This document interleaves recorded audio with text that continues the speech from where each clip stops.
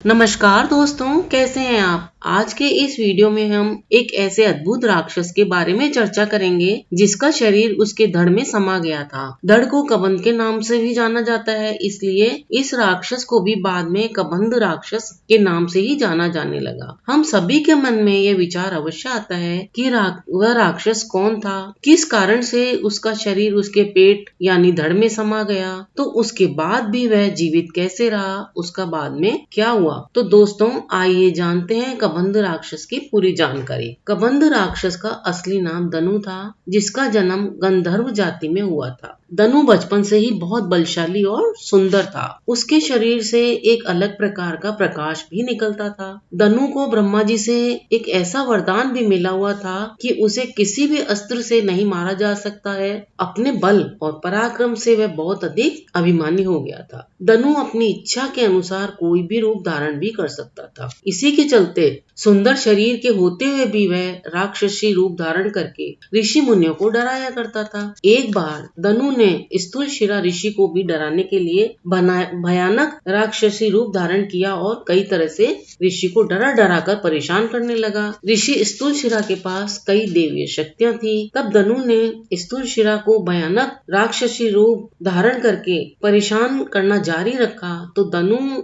के इस कार्य से ऋषि को बहुत अधिक क्रोध आ गया और इसी क्रोध के कारण स्थूलशिरा ने धनु को उसी राक्षस अवस्था में जिसमें वह उनको परेशान कर रहा था, उसी अवस्था में श्राप दे दिया कि जिस प्रकार का रूप धारण करके तू मुझे परेशान कर रहा है, डरा रहा है, वही रूप उसका हमेशा के लिए हो जाएगा और आगे से वह राक्षसों के जैसा ही व्यवहार करेगा। स्थूलशिरा ऋषि के श्राप के कारण धनु का शरीर हमेशा के लिए डरावना राक्षसों जैसा जैसे उसने उस समय धारण किया था वैसा ही रह गया। उसकी दोनों भुजाएं अत्यंत लंबी व विशाल बन गई। उसका सारा दिव्य ज्ञान भी समाप्त हो गया और अब वह राक्षस की तरह ही व्यवहार भी करने लगा। जब धनु ने अपनी यह दशा देखी तो वह स्थूलशिरा ऋषि के सामने रो रो कर क्षमा याचना करने के लिए गिड़गिड़ाने लगा। तो ऋषि को उस पर जब दया आ गई तो उन्होंने उसे श्राप से मुक्त होने का उपाय बताया। ऋषि ने कहा कि एक दिन भगवान राम जी अपने छोटे भाई लक्ष्मण जी के साथ माता सीता को ढूंढते हुए यहाँ आएंगे, तब वे तुम्हारी दोनों भुजाएं काट देंगे। उसके बाद जैसे ही वे तुम्हारा अंतिम संस्कार करेंगे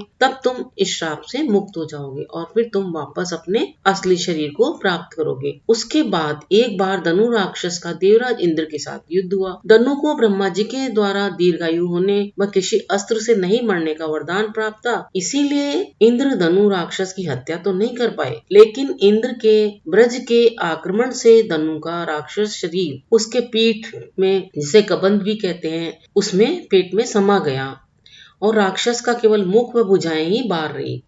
धनु राक्षस अपनी इस अवस्था में उसी स्थान पर पड़ा रहा और अपनी लंबी लंबी भुजाओं को फैलाकर पक्षियों को मारकर पकड़कर अपना भोजन करता था और पेट भरता था। इस कारण धनु राक्षस का नाम कबंध राक्षस पड़ गया। जब वनवास के दौरान भगवान राम जी अपने भाई लक्ष्मण के साथ माता सीता जी को खोजते हुए उस स्थान से गुजरे जहाँ कबंध राक्षस पड़ा था, तो कबंध राक्षस ने अपनी दोनों भुजाओं से उनको जकड़ लिया। इससे लक्ष्मण जी क्रोधित होकर कबंध की दोनों भुजाएं काट देते हैं। यह देखकर कबंध ने उन दोनों को राम जी और लक्ष्मण जी से उनका परिचय जाना और फिर अपनी सारी बात बताई। कबंध ने इसके साथ ही राम जी और लक्ष्मण जी से यह भी कहा कि गंधर्व शरीर प्राप्त होने पर वह उनकी माता सीता को खोजने में सहायता भी कर सकता है। उसके बाद भगवान राम और लक्ष्मण ने कबंध का विधि पूर्वक दाह संस्कार किया। दाह संस्कार होते ही कबंध राक्षस को ऋषि स्थूलशिरा के श्राप से मुक्ति मिल गई और पुनः उसने अपने धनु गंधर्व के शरीर को प्राप्त कर लिया। धनु गंधर्व ने बाद में भगवान राम जी को उनकी भक्त शबरी का पता बताया और यह भी कहा कि शबरी से मिलने के बाद वहां से उन्हें सुग्रीव तक पहुंचने का रास्ता भी मिलेगा और सुग्रीव जो माता सीता को ढूंढने में उनकी सहायता करेंगे। यह सब बताने बताने के बाद धनु गंधर्व अंतर्ध्यान हो गया